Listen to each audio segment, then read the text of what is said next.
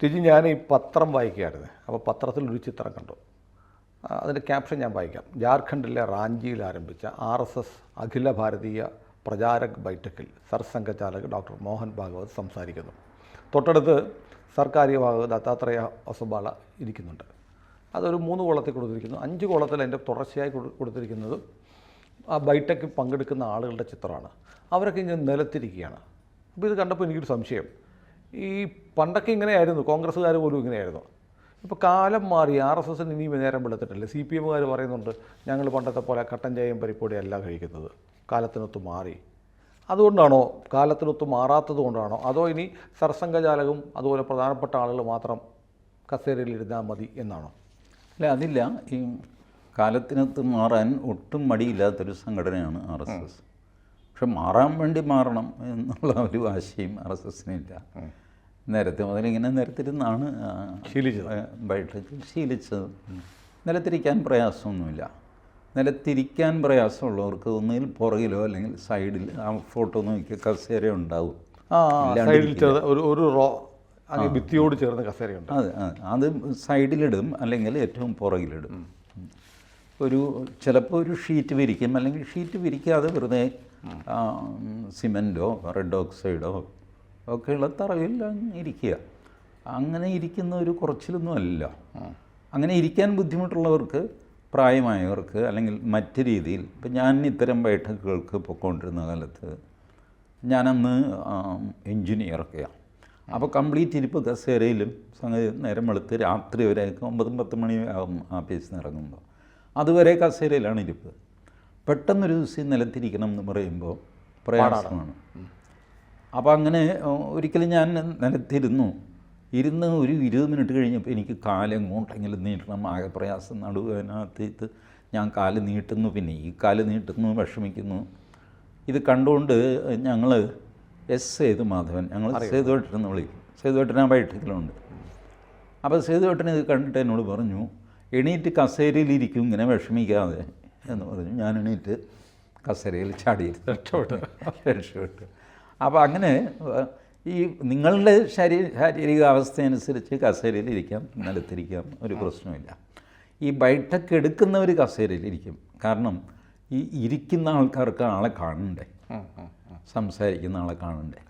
അതുപോലെ ബൈഠക്കിൽ സംസാരിക്കുന്നവർ എണീറ്റ് നിന്ന് സംസാരിക്കും. എല്ലാവർക്കും കാണണ്ടേ ആരാ സംസാരിക്കുന്നത്, എന്താ പറയുന്നതെന്ന്. ഇത്തരം ബൈഠക്കുകളിൽ പൊതുവെ മൈക്ക് ഉണ്ടാവില്ല. ആൾ കൂടുതലാണെങ്കിൽ മെയിൻ, ഇപ്പോൾ സർസംഘചാലക് സർക്കാരോ, അവർക്ക് മൈക്കുണ്ടാകും, മറ്റുള്ളവർക്ക് മൈക്കുണ്ടാവില്ല. മൈക്കില്ലാതെയും കേൾക്കാം.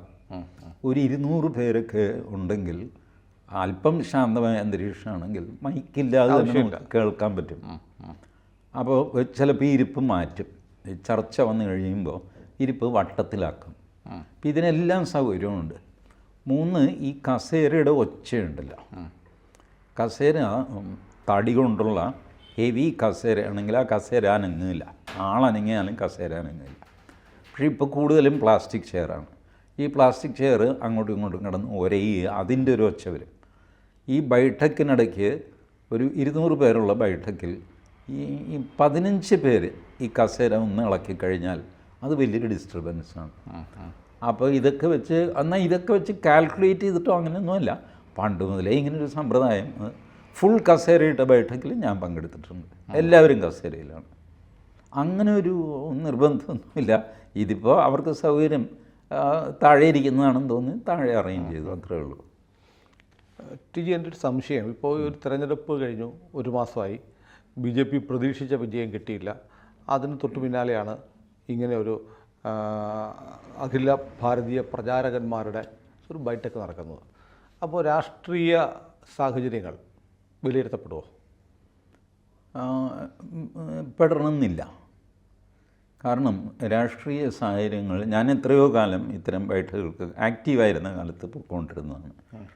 അതിലൊന്നും തന്നെ രാഷ്ട്രീയ സാഹചര്യങ്ങൾ വിലയിരുത്തുന്ന ബൈഠക്ക് ആകെ 1-2 എണ്ണമേ ഉണ്ടായിരുന്നുള്ളൂ. അത് തന്നെ ഈ ചിന്തൻ ബൈഠക്ക് എന്ന് പറയും. എന്നുവെച്ചാൽ നിങ്ങൾക്ക് ഏത് വിഷയവും ചർച്ച ചെയ്യാവുന്ന ബൈഠക്ക്. അപ്പോഴാണ് ഇതുപോലത്തെ ജനറൽ വിഷയങ്ങളൊക്കെ വരിക. ഇന്ത്യൻ രാഷ്ട്രീയത്തിൻ്റെ പോക്ക്, സമൂഹത്തിൽ വർദ്ധിച്ചു വരുന്ന മദ്യപാനം, സമൂഹത്തിൽ വർദ്ധിച്ചു വരുന്ന ഡിവോഴ്സ്, അത് നമ്മുടെ ഇടയിലും വർദ്ധിക്കുന്നുണ്ടോ? ഒരാൾ പറയും വർദ്ധിക്കുന്നില്ല, വേറൊരാൾ പറയും അങ്ങനെയൊന്നുമല്ല. സമൂഹത്തിലെ എല്ലാ കാര്യങ്ങളും നമ്മുടെ ഇടയ്ക്ക് നടക്കുന്നുണ്ട്. ഡിവോഴ്സുണ്ട്, എനിക്ക് ഇന്ന കാര്യങ്ങളറിയാം എന്നൊക്കെ പറഞ്ഞിട്ട് ഇങ്ങനെ ലൂസായിട്ടുള്ള ഏത് വിഷയവും ചർച്ച ചെയ്യാം. അതിലാണ് ഈ രാഷ്ട്രീയമൊക്കെ ചിലപ്പോൾ വരാറുള്ളത്. എന്ത് പരിപാടിയാണ് കോൺഗ്രസ് കാണിക്കുന്നത്, എന്ത് പരിപാടിയാണ് BJP കാണിക്കുന്നത്, അതൊന്ന് പറഞ്ഞ് ഒക്കെ പറഞ്ഞുള്ള ചർച്ച. അതല്ലാതെ ഇങ്ങനെ അതൊരു വിഷയമാക്കിയിട്ട് രാഷ്ട്രീയം ചർച്ച ചെയ്യുക അങ്ങനെ ഇല്ല. കാരണം രാഷ്ട്രീയം ചർച്ച ചെയ്യുക എന്ന് പറഞ്ഞാൽ അത് BJPയെ പറ്റി ചർച്ച ചെയ്യുന്നതായിട്ട് മാറും. അങ്ങനൊരു ചർച്ച ഹെൽത്തി ആയിരിക്കില്ല. എല്ലാവരും എന്തു ചെയ്യും? ജയിച്ചെങ്കിൽ കൊള്ളാം എന്ന് പറയും, തോറ്റെങ്കിൽ മോശം എന്ന് പറയും. ഇത് രണ്ടും ഒരു നല്ല കാര്യമില്ല. ചർച്ച അത് BJPക്കാർ ഇരുന്ന് ചർച്ച ചെയ്യും. BJPക്കാരുടെ മാത്രമായിട്ട് ബൈഠക്ക് വിളിക്കും. എന്താ നിങ്ങൾക്ക് സംഭവിച്ചത്, വാട്ട് ഹാപ്പൻ, നിങ്ങൾ ജയിച്ചു അല്ലെങ്കിൽ തോറ്റു, ഇല്ല അത് ഇന്ന മാതിരിയാണ്, ഞങ്ങളത് കറക്റ്റീവ് ആക്ഷൻ എടുക്കുന്നുണ്ട്. ഓ ശരി. അങ്ങനെ അതും അപൂർവമാണ്. ഇവരെല്ലാം ഇപ്പോൾ വിവിധ ക്ഷേത്ര ബൈഠക്ക് എന്ന് പറയും. എല്ലാ രംഗത്തുമുള്ള, ക്ഷേത്രം എന്ന് വെച്ചാൽ ഏരിയ എന്നാണ് ഉദ്ദേശിക്കുന്നത്, എല്ലാ രംഗത്തുമുള്ള ആൾക്കാരെ BMS, BJP, ABVP, Vishwa Hindu Parishad, Hindu Aikyavedi, ഇവരെല്ലാവരും കൂടിയിട്ടുള്ള ബൈഠക്ക്. അപ്പോൾ അവരവരുടെ പ്രോഗ്രസ് റിപ്പോർട്ട്, വർക്ക് റിപ്പോർട്ട് അവതരിപ്പിക്കുക. ഞങ്ങൾ ഇന്ന മാതിരിയൊക്കെ ചെയ്തു, ഇന്ന സ്ഥലത്ത് വരാനുണ്ട്, പോകാനുണ്ട്, അതിനെന്ത് വേണം എന്നൊക്കെ പറഞ്ഞ് അതിൽ ചിലപ്പോൾ BJPക്കാർ സംസാരിക്കുമ്പോൾ അവർ പറയും ഇന്ന സ്ഥലത്ത് ഞങ്ങൾക്ക് ഒന്നും ചെയ്യാൻ പറ്റുന്നില്ല, ആരും ഒട്ട് സഹായിക്കാനില്ല. അപ്പോൾ വിശ്വ ഹിന്ദു പരിഷത്ത് പറയും സഹായിക്കാനില്ല എന്നൊന്നും പറയരുത്, നിങ്ങളെപ്പോൾ വിളിച്ചാലും ഓടി വരുന്ന ആൾക്കാരാണ്. അപ്പോൾ ഇയാൾ പറയും എന്തോടി വരുന്നത്? കഴിഞ്ഞ 18-ാം തീയതി ഞങ്ങൾ വലിയ സമ്മേളനം അവിടെ വെച്ചു. അന്ന് തന്നെ വിശ്വ ഹിന്ദു പരിഷത്തിൻ്റെ സംസ്ഥാന സമ്മേളനം നിങ്ങൾ തൊട്ടടുത്ത് വെച്ചു. അപ്പോൾ അത് അറിയിക്കണ്ടേ നിങ്ങളുടെ സമ്മേളനം ഉണ്ടെന്ന് ഞങ്ങൾ അറിയുന്നു. അപ്പോൾ RSSലെ ആരെങ്കിലും ഒരു കാര്യം ചെയ്യും, ഇനി മേലാൽ നിങ്ങളുടെ ജില്ലയിൽ നിങ്ങൾ ഏതൊക്കെ സമ്മേളനങ്ങൾ എന്നുള്ളത് അന്യോന്യം കറക്റ്റായിട്ട് കമ്മ്യൂണിക്കേറ്റ് ചെയ്യുക. അപ്പോൾ രണ്ടും തമ്മിൽ ക്ലാഷ് ആവില്ല. പലപ്പോഴും ഇത് ക്ലാഷായിട്ട് ഓഡിറ്റോറിയത്തിന് വേണ്ടി വഴക്കുണ്ടാക്കും. BJP ബുക്ക് ചെയ്ത ഓഡിറ്റോറിയം, അത് ബുക്ക് ചെയ്ത് റെഡിയായി എന്നൊക്കെ പറഞ്ഞു കഴിഞ്ഞപ്പോൾ ഓഡിറ്റോറിയത്തിൻ്റെ ആൾ വിളിച്ചിട്ട് പറയും അതേ ഒരു അബദ്ധം പറ്റിപ്പോയി, കഴിഞ്ഞ ആഴ്ച തന്നെ വിശ്വ ഹിന്ദു പരിഷത്ത് അത് ബുക്ക് ചെയ്തതാണ്. പിന്നെ നിങ്ങളുടെ സ്വന്തം ആൾക്കാരാണല്ലോ, ഒന്ന് വിളിച്ച് പറഞ്ഞാൽ പോരെ. BJPക്കാരൻ വിശ്വ ഹിന്ദുവിനെ വിളിക്കും, അവൻ സമ്മതിക്കില്ല. അവൻ പറയും ഞാൻ എല്ലാവരും വാട്സാപ്പ് വഴി അറിയിപ്പ് കൊടുത്ത, ഇനി എനിക്കിപ്പോൾ മാറ്റാൻ പറ്റില്ല, ഒന്നും മാറ്റൻ്റെ പറ്റില്ല എന്നേ. ഇങ്ങനെയൊക്കെ പറഞ്ഞ് ചില്ലറ ഇതുപോലത്തെ വഴക്കുകൾ ആരെങ്കിലും ഇടപെട്ട് ചിലപ്പോൾ തീർക്കും. ചിലപ്പോൾ BJP ആയിരിക്കും ശരി പണ്ടായിരിക്കും വേറെ സ്ഥലം നോക്കടാ എന്ന് പറഞ്ഞിട്ട് ചെയ്യും. ഇങ്ങനെയൊക്കെയുള്ള മൈനർ സാധനങ്ങളൊക്കെ ഇതിൽ ഈ ചർച്ചയിലേക്ക് വരും. അതല്ലാതെ ഈ BJPയുടെ സ്ട്രാറ്റജി തയ്യാറാക്കുക ഞാൻ എപ്പോഴും അത്ഭുതപ്പെടാറുണ്ട്. എണ്ണയിട്ട യന്ത്രം പോലെ RSS BJP പ്രവർത്തിക്കുന്നു. ഏതെണ്ണ എന്ത് യന്ത്രം? വെറുതെ പറയുന്ന BJPക്ക് വോട്ട് പിടിക്കാനായിട്ട് RSS ഇറങ്ങി എണ്ണയിട്ടു, യന്ത്രം ചലിപ്പിച്ചു, അങ്ങനെ ഒരു പരിപാടിയില്ല. അതാണ് ഈ രത്തൻ ശാരദ തുറന്നെഴുതിയത്. BJPക്ക് വോട്ട് പിടിക്കുന്ന യന്ത്രമല്ല RSS. പക്ഷേ എനിക്കൊരു സംശയം, ഇപ്പം ഞാൻ ചോദിക്കാൻ പോകുന്നത് എന്താ വെച്ചാൽ, ഈ ഇലക്ഷന് തൊട്ട് മുമ്പ് ഒരു വാർത്ത, എനിക്കൊന്ന് നമ്മുടെ ഒരു ചർച്ച പോലും TGയും പറഞ്ഞു, ഞാൻ ഇംഗ്ലീഷിലൊക്കെ വായിച്ചിരുന്നു, സർസംഘചാലകും അമിത്ഷായും മോദിയും കൂടെ ഒരു മീറ്റിംഗ് നടത്തിയിരുന്നു എന്നൊരു വാർത്ത ഇംഗ്ലീഷ് ഓൺലൈനിലൊക്കെ ഞാനും TG പറഞ്ഞു. ഇപ്പോൾ കഴിഞ്ഞ ദിവസം ഉണ്ടായിരുന്നു, ഇപ്പോൾ ബജറ്റ് വരാൻ പോവാണ്. ബജറ്റിന് മുമ്പ് നിർമ്മലാ സീതാരാമനുമായിട്ട് RSS നേതൃത്വം ഒരു ചർച്ച നടത്തി എന്നുള്ള വാർത്ത ഇംഗ്ലീഷ് ഓൺലൈനിൽ കഴിഞ്ഞ ദിവസം ഞാൻ വായിച്ചു. അപ്പോൾ ഇങ്ങനെ RSSലൊന്നും ഇടപെടുന്നില്ലെങ്കിൽ എന്തിനാണ് അമിത്ഷായെ, മോദിയെ, നിർമ്മലാ സീതാരാമനെയൊക്കെ കാണുന്നത്? ഈ ഇടപെടുന്നതും ഇൻഫർമേഷൻ കൊടുക്കുന്നതും തമ്മിൽ വ്യത്യാസമില്ലേ? ഞങ്ങൾ ഇന്ന മാതിരിയൊക്കെയാണ് ചെയ്യാൻ പോകുന്നത് എന്ന് പറയുന്നു. ശരി ആയിക്കോട്ടെ, മറ്റത് അത്രയൊക്കെ വേണോ?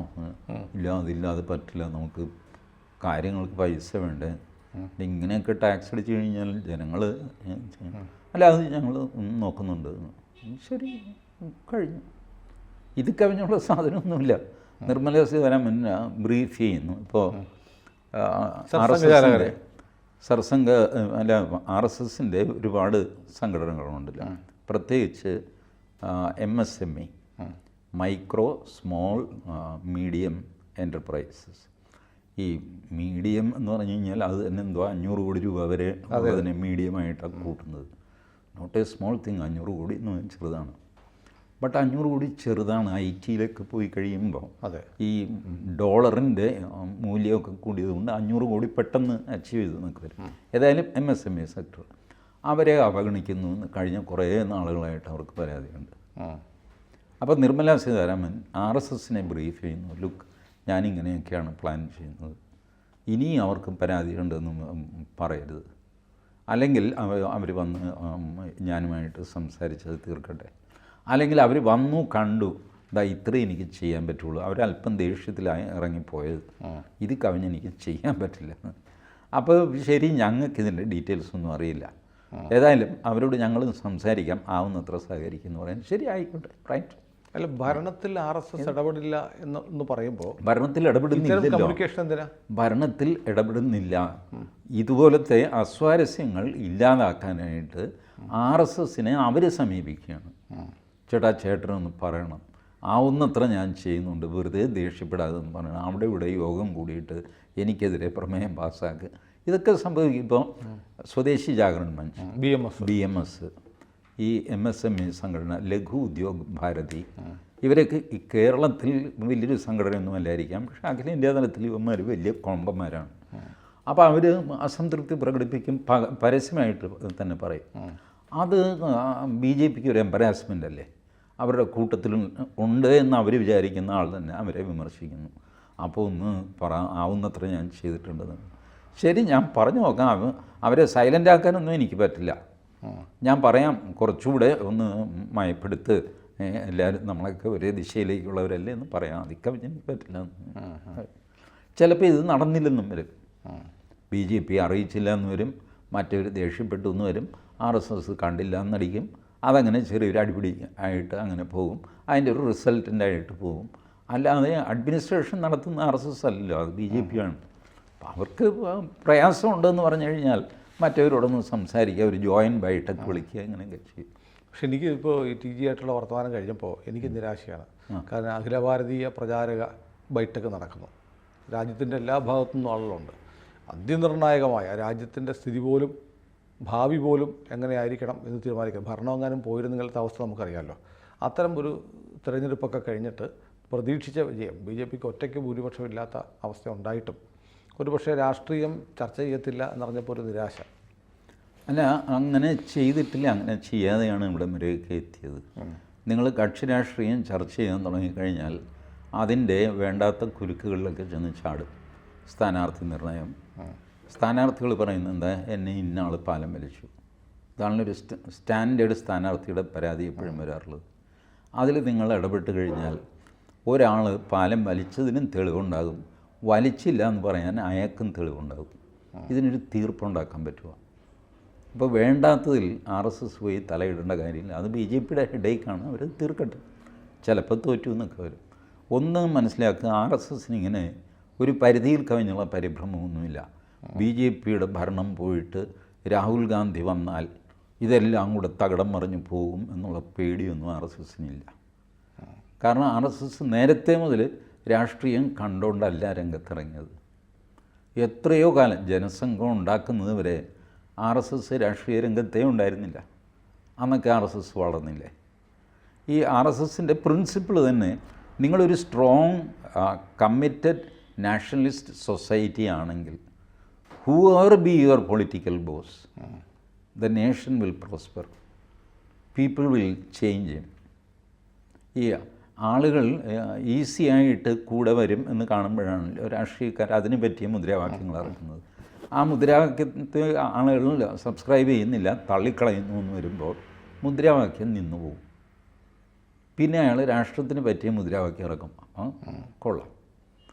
എന്നെ സംബന്ധിച്ചോളം ഒരു സ്വയം സേവനായി ഞാൻ പറയുകയാണ്, കോൺഗ്രസ് ഒരൊന്നാം തരം നാഷണലിസ്റ്റ് ഫോഴ്സായിട്ട് സർദാർ പട്ടേൽ, മദൻ മോഹൻ മാളവ്യ, പണ്ഡിറ്റ് ഗോവിന്ദ് മല്ലപ്പന്ത് ഇവരുടെയൊക്കെ ലൈനിൽ ഉള്ള ഒരു കോൺഗ്രസ് ആണെങ്കിൽ അവർ അധികാരത്തിൽ വന്നോട്ടെ. What is wrong in that? RSSനൊരു കുഴപ്പമില്ല.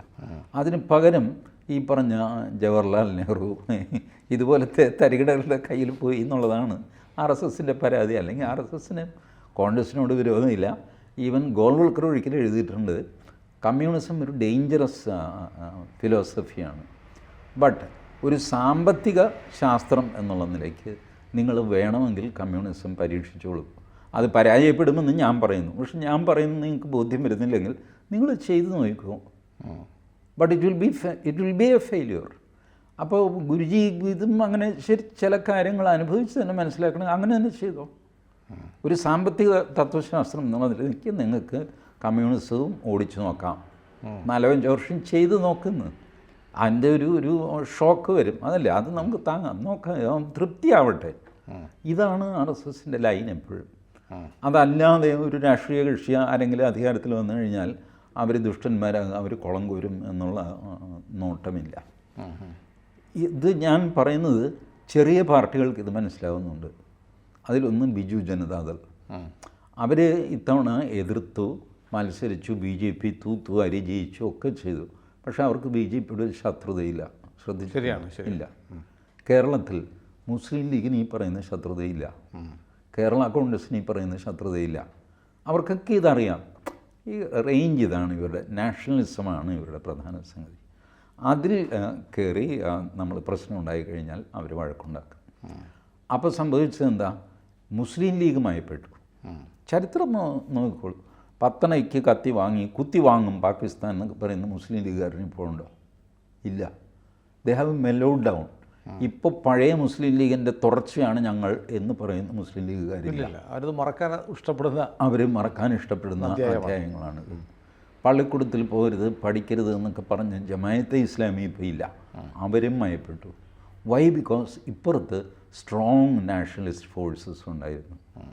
ഇപ്പം ഞാനുമായിട്ട് എതിരിടുമ്പോഴാണ് സുനിലിൻ്റെ ആയുധത്തിൻ്റെ മൂർച്ച കുറഞ്ഞ് ബ്ലണ്ടായി പോകുന്നത്. Because I am continuously resisting that. അപ്പോൾ അങ്ങനെ കണ്ടിന്യൂസ്ലി റെസിസ്റ്റ് ചെയ്യുന്ന ഒരു സ്ട്രോങ് നാഷണൽ സൊസൈറ്റി ഉണ്ടാകുക. അങ്ങനെ ഉണ്ടായിക്കഴിഞ്ഞാൽ ഏത് രാഷ്ട്രീയ പാർട്ടി ആ സ്റ്റേജിൽ ആർക്ക് വേണമെങ്കിലും ഡാൻസ് കളിക്കാം. Because stage is strong, nothing will happen to the nation. ഇതിലപ്പുറം ഒരു ആശങ്കയൊന്നും വേണ്ട. ഏതായാലും നമ്മളൊരു ഫോട്ടോയുടെ ക്യാപ്ഷൻ കണ്ട് സംസാരിച്ചു തുടങ്ങിയതാണ്. അപ്പോൾ അതിൽ നിന്ന് കുറച്ച് കാര്യങ്ങളൊക്കെ മനസ്സിലായി. പ്രേക്ഷകർക്കും ചില കാര്യങ്ങളൊക്കെ പുതിയ അറിവായിരിക്കും. ഈ പ്രേക്ഷകരോട് ഞാൻ ഒരു കാര്യം കൂടെ ഓർമ്മിപ്പിക്കാം. 2004 വാജ്പേയി തോറ്റ് കഴിഞ്ഞപ്പോൾ ഇതേപോലെ വലിയൊരു സെറ്റ് ബാക്ക് ഉണ്ടായി അല്ലേ? 2009 വീണ്ടും തോറ്റു. 10 വർഷം കോൺഗ്രസ് ഭരിച്ചു. 2014 വീണ്ടും BJP വന്നു. കുറേ പ്രശ്നങ്ങളൊക്കെ ഉണ്ടായി. ബട്ട് രാജ്യം അസ്തമിച്ചൊന്നും പോയോ? ഇല്ല. ഈ കോൺഗ്രസ് ഭരിക്കുമ്പോഴാണ് കേരളത്തിൽ വന്ന് ഇസ്ലാമിക് ബാങ്കിനെതിരെ കേസ് നടത്തി സുബ്രഹ്മണ്യൻ സ്വാമി ജയിച്ചുകൊണ്ട് പോയത്. കോൺഗ്രസ് ഭരിക്കുമ്പോഴാണ് 2010. UPA സർക്കാരാണ് അധികാരത്തിലിരിക്കുന്നത്. UPA സർക്കാർ അധികാരത്തിലിരിക്കുമ്പോൾ മൻമോഹൻ സിംഗ് ഇരിക്കുമ്പോഴാണ് സോണിയാഗാന്ധിയും രാഹുൽ ഗാന്ധിയും നാഷണൽ ഹെറാൾഡ് കേസിൽ മജിസ്ട്രേറ്റിന് മുമ്പിൽ വന്ന് ജാമ്യം എടുപ്പിച്ചത്. അവർ ഭരിക്കുമ്പോഴാണ് അവരുടെ മന്ത്രിയായിരുന്ന A. രാജ രാജിവെച്ചിട്ട് ജയിലിൽ പോയത്, കാനിമൊഴി ജയിലിൽ പോയത്. It is all under Congress. Lalu Prasad അത് ജയിലിൽ പോയി. ആരാ ഭരിച്ചുകൊണ്ടിരുന്നത്? കേന്ദ്രം കോൺഗ്രസ് ആണ്. കോൺഗ്രസ് ഭരിച്ചുകൊണ്ടിരുന്നപ്പോഴാണ് ജയലളിത ജയിലിൽ പോയി. കേന്ദ്രത്തിൽ കോൺഗ്രസ് ഭരിക്കുമ്പോഴാണ്. കേന്ദ്രത്തിൽ കോൺഗ്രസ് ഭരിക്കുന്നു എന്ന് വിചാരിച്ചിട്ട് നിയമ സംവിധാനവും ഭരണഘടനയും ഒന്നും ഇല്ലാതാവുന്നില്ല. കുറേ ഡാമേജ് അവരുണ്ടാക്കാൻ ശ്രമിക്കും. അത് സ്ട്രോങ് ആയിട്ട് ചെറുക്കാൻ ദേശീയ ശക്തികൾക്ക് കഴിയും. ജനങ്ങൾ വോട്ട് ചെയ്യുന്നത് പലവിധ കാരണങ്ങൾ കൊണ്ടാണ്. ചിലപ്പോൾ ചില സമയത്ത് നിങ്ങളുടെ കയ്യിൽ നിന്ന് അത് വിട്ടുപോകും. അതിൻ്റെ ഒരു തിരിച്ചടി ഉണ്ടാവും. ഒരുപക്ഷെ ആ തിരിച്ചടിയാണ് ഇത്തവണ സംഭവിച്ചത്. അതിലങ്ങ് നിരാശനാവാനും എല്ലാം തകർന്നു പോയെന്ന് പറഞ്ഞ് നിലവിളിക്കാനൊന്നും RSSകാരനെ കിട്ടില്ല. കാരണം ഇതിലും വലുത് കണ്ടിട്ടായിരിക്കും. അതെ. അങ്ങനെ ആരും പേടിക്കുകയും വേണ്ട. കൂടുതൽ വാർത്തകളും വിശേഷങ്ങളും നിങ്ങളിലേക്ക് എത്താൻ ABC മലയാളം സബ്സ്ക്രൈബ് ചെയ്യുക, ബെൽ ബട്ടണും അമർത്തുക.